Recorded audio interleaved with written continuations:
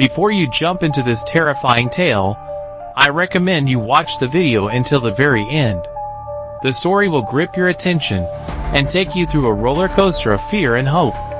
Stay with me as the nightmare unfolds. Chapter 1. The Calm Before the Ruin. It was just another summer night in the bustling city of Westwood. People enjoyed the warm air, the buzz of late-night cafes, and the glow of streetlights reflecting off wet pavement from an earlier rain. Among them was a young man named Logan Trent. A mechanic by trade, Logan had just closed his small garage and was heading home. Westwood was calm, almost too calm. Logan had a strange feeling in his chest, like the city was holding its breath, waiting for something no one could see. He shrugged it off, blaming the long workday and his tired mind. Suddenly, a low rumble shook the ground beneath him.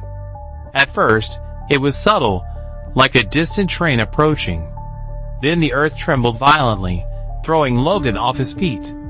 Windows shattered, buildings groaned, and screams filled the air.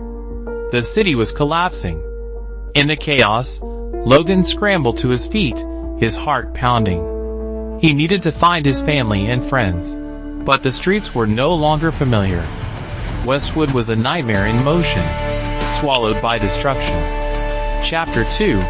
A City in Collapse. Logan stumbled through debris-strewn streets, dodging falling bricks and shattered glass.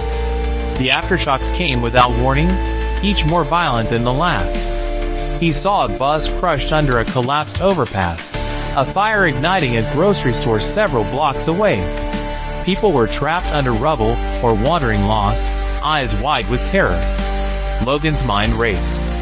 He had to get out, but the city was unrecognizable. Suddenly, he heard a child's cry.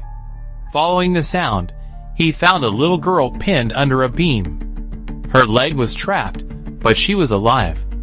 Without a second thought, Logan ran to her rescue.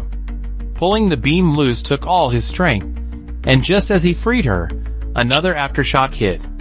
The ground gave way beside them, swallowing everything in a cloud of dust. They were lucky to escape with their lives. Logan realized then how fragile everything had become. This wasn't just an earthquake. It was the unmaking of the world he knew. Chapter 3. Strangers in the Dark. The girl, whose name was Mia, clung to Logan as he led her through the darkness.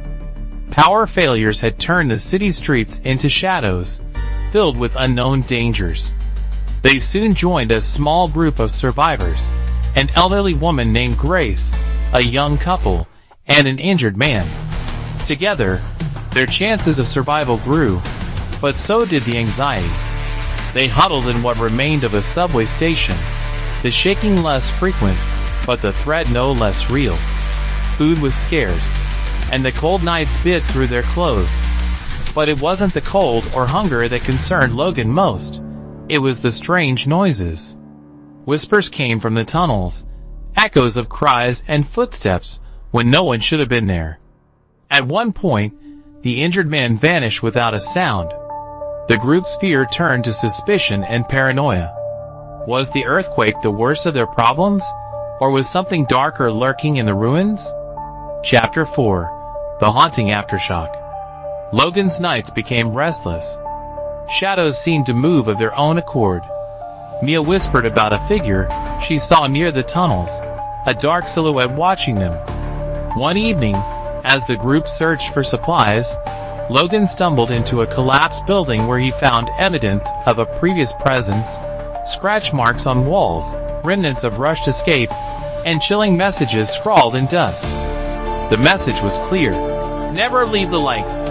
From then on, the survivors clung to any source of light, trusting nothing in the darkness. The aftershocks were no longer just natural. They brought something evil, something alive beneath the city. The terror wasn't just in the breaking earth, but in what the quake had unleashed. Every minute was a test. Survive the earth's fury, and survive what crept in the shadows. Chapter 5. Fight for Dawn.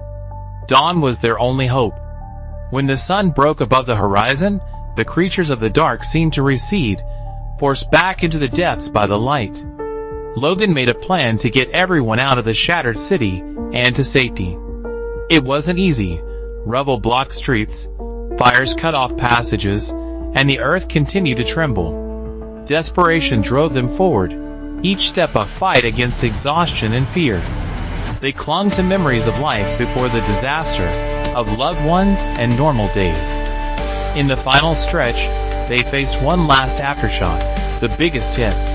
Buildings tumbled, and the ground cracked around them. In those moments, Logan realized the true horror was not just surviving the disaster, but facing the loss and scars left behind. At last, the group reached the outskirts, greeted by rescue teams and helicopters. Though safe, the nightmare stayed with them, etched into their minds like the shattered city they had left behind. If you enjoyed this story inspired by the 2012 movie Aftershock, please support the channel by subscribing and activating notifications so you never miss a new tale. Give the video a like, share your thoughts in the comments, and share it with friends who love horror stories and thrillers. Your engagement means a lot. Thank you for watching.